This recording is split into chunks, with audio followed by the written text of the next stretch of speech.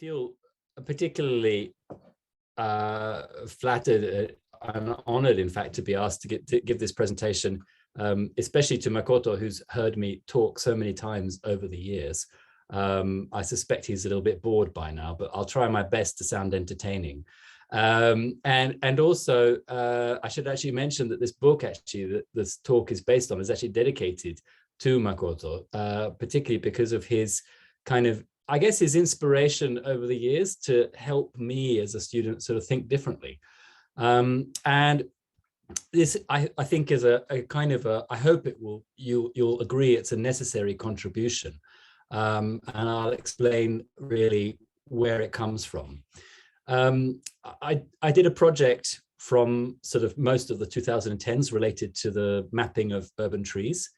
And increasingly, I realized the more I spoke to planners, they were very concerned about tree canopy coverage in a two-dimensional form. Like, how can we take this local government area from, say, 22% canopy cover to 30% canopy cover? You know, they're all very concerned about that. And of course, I knew and realized that there's many different ways that you can actually map a tree and scan a tree. And in fact, the area that they're talking about, the two-dimensional area looked from above, is not as important as the leaf area, which of course is the principal mode of exchange between the trees and their external environment. And I realized that there was a gap, which I guess I started to think of as their inability to think biologically about the world around them. And I realized that that sort of gap needed some filling with context, particularly with a view to teaching students. And the more I thought about this, and I did other projects, so there's a two-dimensional type of way that planners think about trees normally, and here's a typical sort of LiDAR scan on the right-hand side. The more I thought about it, I realized, of course, is that historically planners indeed have considered biology as relevant to the city in different ways. Probably one of the most famous urbanists of the 20th century, Lewis Mumford, actually began his studies as a biologist, just to name one, for example. Indeed, there's a number of reasons intellectually for reconsidering this now. Not just, here's a Google Ngram viewer of all the most sort of popular occurrences of different terms. It's a very useful tool if you ever want to see kind of trends in thinking. It's great to play around with, but you can see, of course, how the term nature in the city has a brief blip for some reason in the 1920s and 30s, and then bumbles along. But obviously biophilia, environmental psychology, all of this kind of translational work between the sciences and the social sciences, I think is becoming more and more popular, not only in these subfields, but also more generally. There's a couple of very famous books, maybe that you've heard of on the left-hand side of the slide, the work of Geoffrey West and Louis Bettencourt, who come up with sort of universal laws of urban life, for example, or the Israeli historian Yuval Noah Harari, who uses almost a species-centric approach to world history rather than talking about us as human beings. That sort of draws on a much longer tradition. A colleague at ANU, Western Civilization and Biological Perspective, is a book like that. And then there's sorry, very low-res pictures here of some of the works of E.O. Wilson, who I think is probably, again, an extremely famous scientist who is constantly trying to bridge the gap between the natural sciences and the social sciences. So his books, for example, Sociobiology, which is in the 1970s, a more recent contribution is this idea of consilience, which is kind of like a universal theory between the two. And of course, the much more famous biophilia, which has been drawn on in the work of Timothy Beatley and Biophilic Cities, for example, which is well known. So there's a big move on, I think, to try to think about a kind of a universal theory, or to make a bridge between the natural and the social sciences. So I wanted to reflect a little bit at the end of this talk about why that is. But let's just talk a little bit about planners. one of the most famous planners who had a biological training is the so-called one of the fathers of urban planning, a man called Patrick Geddes.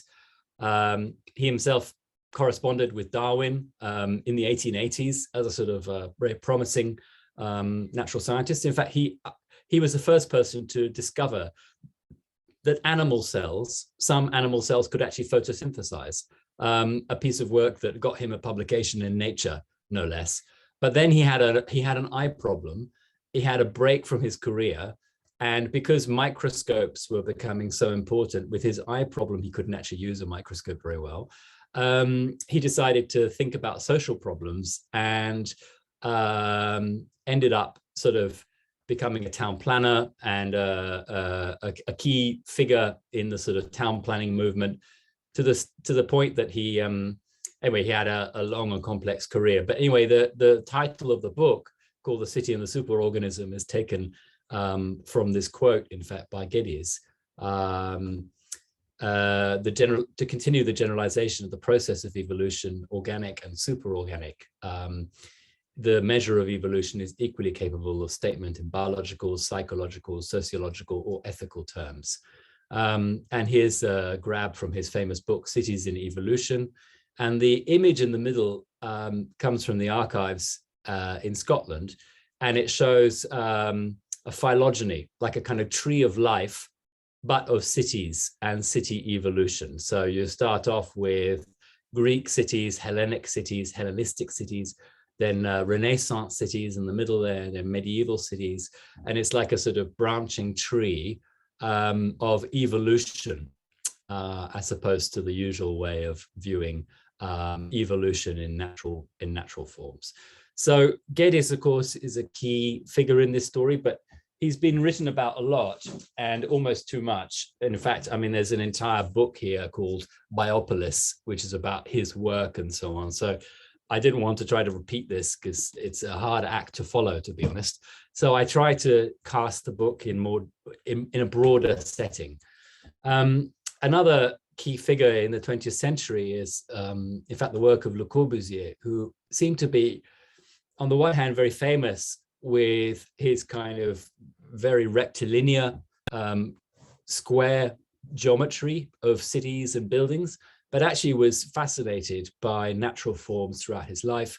I mean, here's only 3 pages from just one book of his, written in 1942, in which on the left-hand side, he's deliberately provoking architects to think about the similarities between trees and buildings.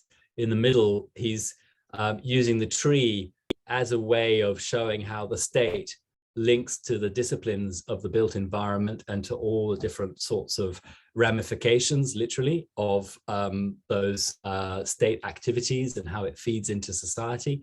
And on the right-hand side is the design, unfortunately never realized, for a museum of eternal knowledge. So as knowledge increases in human society, then the museum can be simply built on with the next little portion, just in the same way that a shell is built by a snail or by a sea creature. So there's a lot of interest and a lot of historical background to this project, which I was aware of, but equally this term naturalism carries a lot of, I guess, philosophical weight. And I was concerned about how to break it down. And so I developed this little diagram in the book, which is really around the idea of naturalistic logics. So rather than talking about people having a particular philosophy, which they're sort of outwardly trying to aim for, I feel what happens is a kind of a local, as it says at the bottom here, a local, fragile, yet pertinent coherence, which is what a logic is, which describes how these different ways of thinking are actually used. And so in a way, it's as much the sort of borrowing of ideas from, say, evolution, from ecology, for example, without necessarily stating yourself as a philosophical naturalist, which is quite a difficult thing to achieve, which is obviously a universal theory between the social and the natural. Yeah, so that's basically what this was said. That's what the middle of the diagram in gray is, the philosophical naturalism as a universal theory applying to the social and the natural. So our story begins, I guess, the book begins in the Renaissance with the three Francescos. And I know that sounds like Makoto and Bob's favorite restaurant in Bari, but it's actually more important than that. And it's three very famous, in fact, Renaissance philosophers.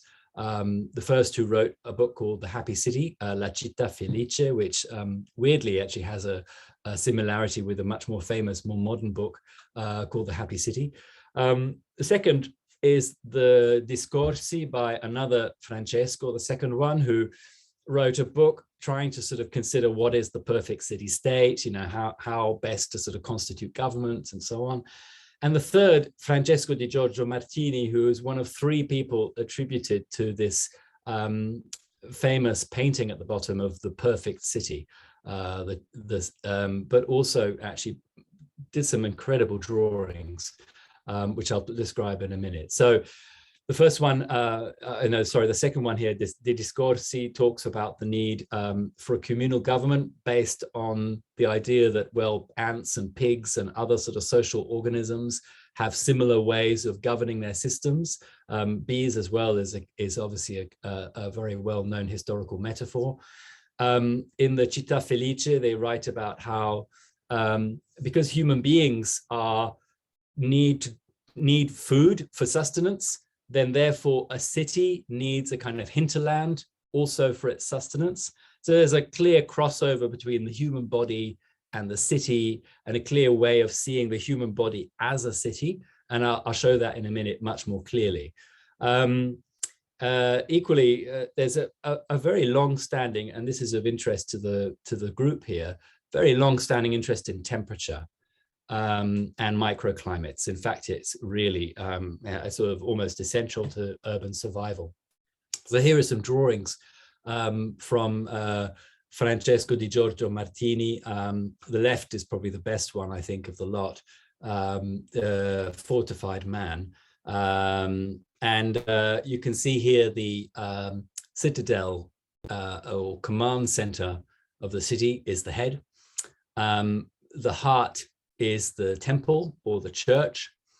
The stomach, interestingly, is the piazza, where the sort of the human beings mix and societies mix. The arms hold up various towers, torrone, which are sort of defensive places. He, of course, was an architect and a military engineer, typical Renaissance man, you know, dabbled in lots of different areas. And at the bottom, thankfully, is a little river, a rivellino, which is to take away the waste of the city. So it's that sort of direct crossover between the human body and city design, which I think is so interesting at that period. In the meantime, over in Paris, you've got the development of this incredible thing called the science of policing, which was kind of written about in this very famous book called The Treaty of Police, which looks like one of those classic books where they try to use all different fonts that they could on a single page. As you can see, it was written by Nicolas de la Mare over the course of 30 years, and it was influential in Europe for the next 100 years. And it was basically an attempt to try to bring together in a single document, actually 4 tomes. The single tome is 770 pages long, of all the laws that regulate Paris. And what's amazing, if you look into this book, is how much it is about kind of ecology. You know, there's considerations there about supplying the city with fresh water. There's observations about the types of wild animals that were surrounding Paris at the time. There's a huge concern with how to feed the city. It's really, really important. So much so that if you look up the index just in tome 1 for bakeries, it goes to, just the index alone goes to 1.5 pages long, whereas the index for roads, there's simply 2 entries. So it's kind of like, the entire city organization is around food. It's the most important thing. And it comes across even in these maps of the history of the growth of Paris. Not only is there the detail of the individual buildings and the street patterns, as you would expect, but on the outskirts of Paris is the fields and even the directions of the tilling of the fields.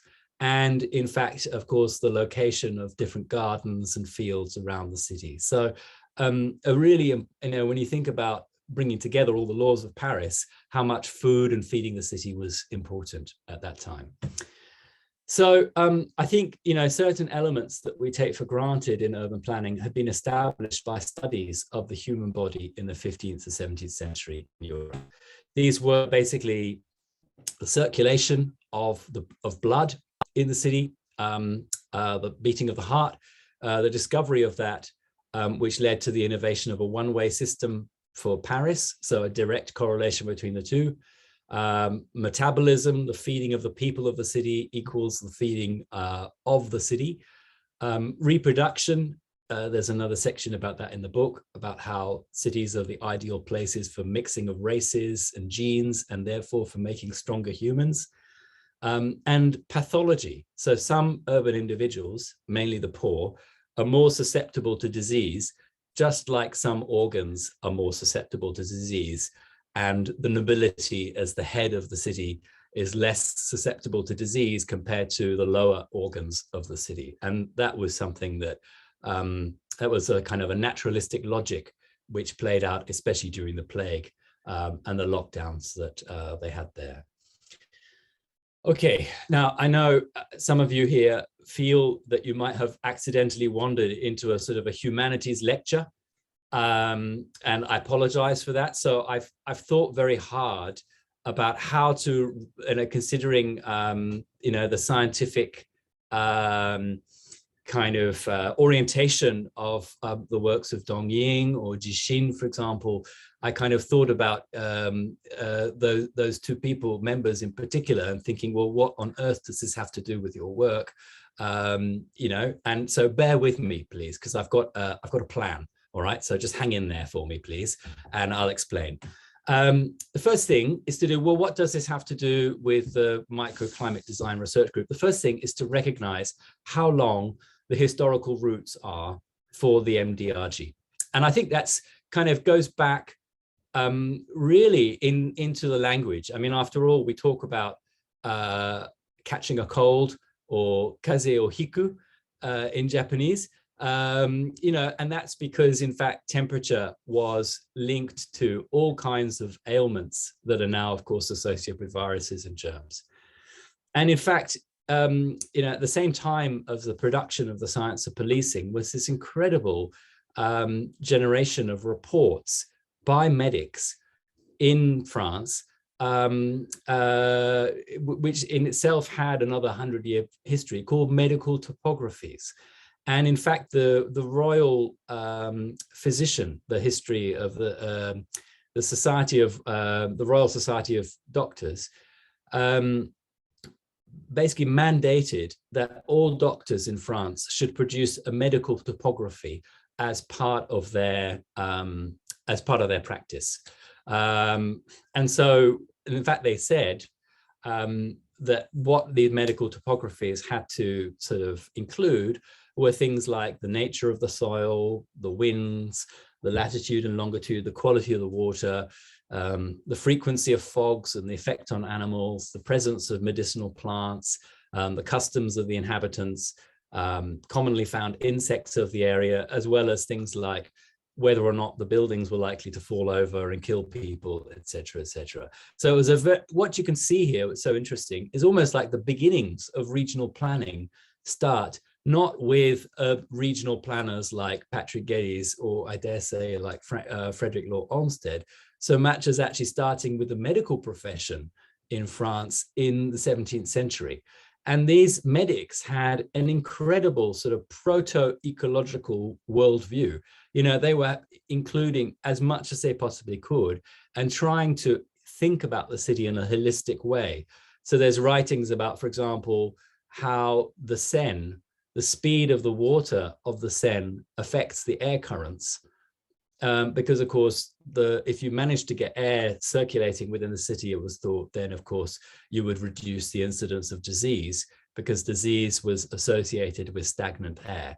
So there's a huge concern about air movements and about, therefore, of course, about microclimates within the city at that early stage through a rather unexpected origin. The second task for an MDRG member is to reflect on the exchange of ideas in the history of science and social sciences. And I just think about these images here, which are from the book, which is the relationship between the theory of the cell and the theory of urban planning. So on the top left, you've got the,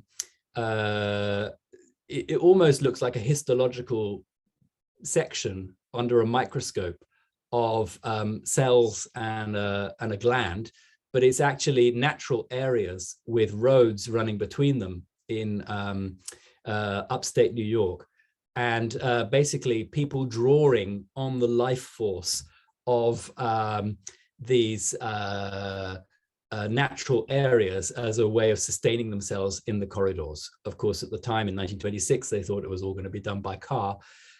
Equally, there's other interesting examples of this. Victor Gruen's work, the two top ones on the right, the really quite astonishing work of Eliel Saarinen, the Finnish American architect, who talked about the similarity between cancerous cells and slums, and the need to surgically remove cancer cells and slums. And then, of course, from my own hometown, representing the British side, is Patrick Abercrombie's famous sort of map of cells almost within London and the different communities. And what you can see here is a very nice, almost cartoon-like way of using natural forms to talk about something as complex as communities. So almost sort of thinking about these communities and their ability to shape themselves around different objects within the city. And in fact, it's not just exclusively an Anglo-American story here. I'm looking at my daughter's face now and thinking, whatever next? Yeah, and I feel that there's some work here in Japan to be looked at in the way naturalism is used and the similarity here. This is just a slightly offbeat example, but Kon Wajiro, kind of a slightly renegade, unusual architect who was just fascinated with the history of cities in the 1920s, not only kind of was busy mapping how people moved on the dance floor in Carlton Hall in Yokohama in the 1920s on the left-hand side, but also about the way that ants moved on the right-hand side across a given surface. So there's kind of similarities there. I just thought I'd chuck that one in as a little bit of a memento of my time in Japan, Makoto. So the third point is to, for the MDRG members, to reconsider your own study method in light of a naive use of scientific ideas and metaphors.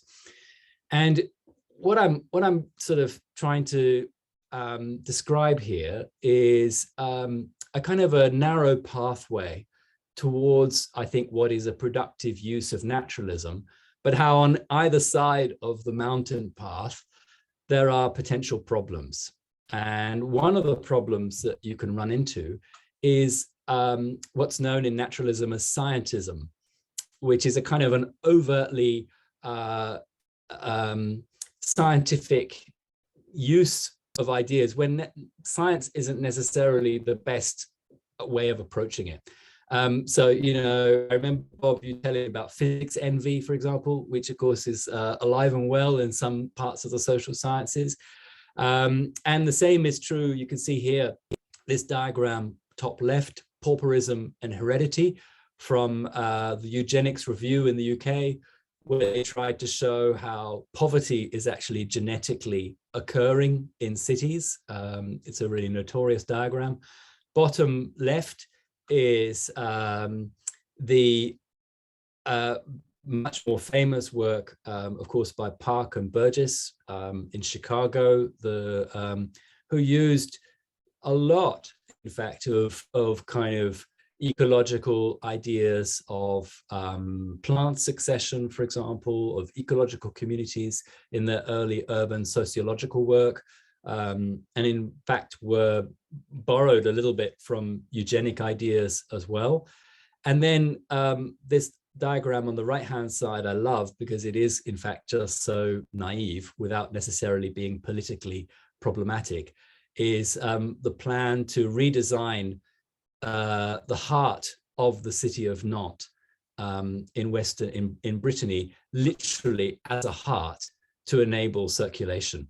So it's obviously it's obviously really naive, but it's kind of cute at the same way. Unfortunately, they never did that way, but you know, it's very sort of Instagrammable, right? Yeah.